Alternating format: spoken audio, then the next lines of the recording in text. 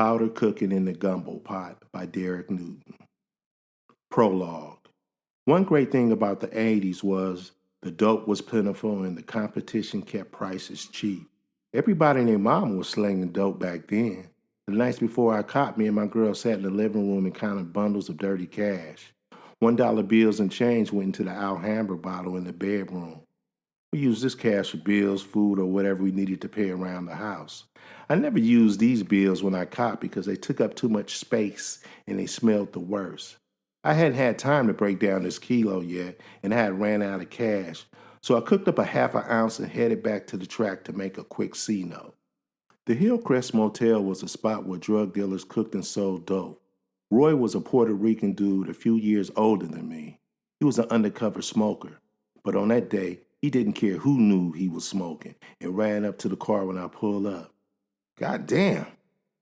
Can I park first?" I asked. "It's been off the hook out here, baby. You know it's Friday. Where you been?" Roy the Dolphin asked. He handed me a $100 bill. "What you need?" I pulled out a Ziploc bag of rocks. Roy grinned, showing his yellow teeth. His jaw moved left to right in full tweak mode. "Hey, I got a few bitches at the Hillcrest. They just hit a lick. Hook me up and I'll be at you all day," he said. "I got 4 for 50. He looked down at my hand. "Man, these kind of small. Take it or leave it." The debate ended and he snatched up 2 50-packs. This selling dope shit was getting old. I was tired of dealing with junkies and worrying if the connect would come through before the bills were due. What started off as a quick way to make some cash turned into survival. I placed the dope back into the car and strolled over to the liquor store. The crew was across the street, talking shit, drinking, and laughing. We were a mixture of blacks and Mexicans in our early 20s, jobless, illiterate, and willing to do whatever it took to put cash in our pockets. Some of us had babies and responsibilities, while others still lived with their parents and spent their lion's share of their drug profits on designer clothes, booze, hotels, automobiles, and jewelry. It was a Friday night, and the Foothill Boulevard was lit with muscle cars and old-school Chevys that cruised up and down the strip with their music system blasting. The smell of taco truck vendors saturated the air with corn asada, bell peppers, and onions. "What's up, Mr. Banks? What's good?" I asked. "Same old, same old." Mr. Bank owned the liquor store for as long as I can remember. When I was a kid, he gave us free candy. He was a pillar in the black community. The liquor store was small, maybe 900 square feet, if that. He was a 50-year-old African-American man in good shape, and everybody knew Mr. Banks kept a .357 Magnum under his counter, and that was all the security he needed. I placed on the counter a 40-ounce of Old English and handed him a $100 bill. "You know I can't break that." He put the beer into a brown bag. "Just pay me later." "Okay, thanks. I'll holler at you," I said as I walked out of the store. Pop, pop, pop. I felt a burning sensation when I walked outside the store. Pop, pop. Wherever I ran, the crowd moved. My adrenaline pumped nothing but alcohol. I ran down the streets trying to get away. The faster I ran, the slower I moved. I took a knee. I was tired. Silence surrounded me and my heart pounded. I wiped the sweat off my face and looked down and realized I had left a blood trail behind me. I panicked and I blacked out. 5 minutes later, an automobile with high beams smashed down the block. I mustered up enough strength and I ran to it thinking it was help. Wrong. The door opened. Pop, pop, pop. I took one to the chest. Shit. I'm dead. I fell to the concrete to die. A calm came over me. God, please don't let me die like this. I closed my eyes. I don't remember how long it was, but when I opened my eyes, I was in the back of an ambulance at the county hospital. About a 5-minute ride. I was dizzy, but able to walk with the 2 paramedics through the double sliding glass doors. We passed by 2 security guards. One was asleep and the other was listening to his Walkman. Both were in their late 60s.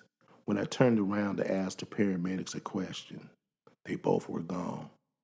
I wasn't sure if this was protocol or not. I'd never been shot before. Hey, I need a doctor, I said. The guard I thought was asleep stared at my New Orleans Saints jacket drenched in blood. He pointed me over to the ER. It was a war zone in there. Homeless people slept on the floor and bloody bandages were everywhere. Crackheads were in separate corners talking to themselves. Shit, I was dehydrated, hungry, and scared, and I looked over my shoulder every 2 seconds. I can't believe these punk-ass niggas let me get shot. The crew was my second family, but I got caught slipping without my pistol that night. We all kept firepower, Uzis and other handheld gats on the ab. We didn't keep them on us. We kept them in nearby hidden vehicles unlocked. So when I got shot, I knew it was just a matter of time before the cavalry would arrive. Excuse me, sir. Excuse me, sir. A short, heavy-set Filipino woman said standing behind the glass counter. Her name tag said Bernice. She shoved a clipboard in my face and pointed me over to the waiting area. The hospital smelled like coffee and cigarettes. There were about 15 lime-colored seats positioned in the middle of the room. Hospital pamphlets and empty bottles cluttered the grimy tile floor. The smell of funk and shit invaded my nostrils. I sat down with the clipboard in hand. Damn it, where's my ID? I must have dropped it with my phone trying to get away from them hot ones, I said. I looked down at my K-Swifts, now a pinkish red from the blood, and I moaned out loud, and it caught the attention of a nurse. She offered me a shot for the pain. Hold up, bitch, what about me? Adolphine asked. He mean-mugged the nurse with the syringes in her hand. Both of the Dauphine's ankles were swollen grotesquely. I heard a security guard say he jumped out a 4-story window in West Oakland. I sat in the hospital to wonder if anyone knew I was alive. 3 hours later, high off of morphine and barely conscious, I'm rolled into surgery. Doctors didn't even remove the bullet, and I'm not sure why, but instead made a pathway with a scalpel for the bullet to exit once my wound began to heal. I woke up with a cast on my arm and the morphine wearing off. I pushed the buttons on the side of the bed for a nurse. It seemed like it took hours before she came. The sounds of a cart moving down the corridor would grab my attention. Thank God, I said, thinking it was a nurse. Is that you in there making all that motherfucking noise? A male voice said that caught me off guard. I looked up. Nope, wasn't a nurse. It was a young black dude. He pulled a cart with a colostomy bag attached to it. He wobbled to my bedside.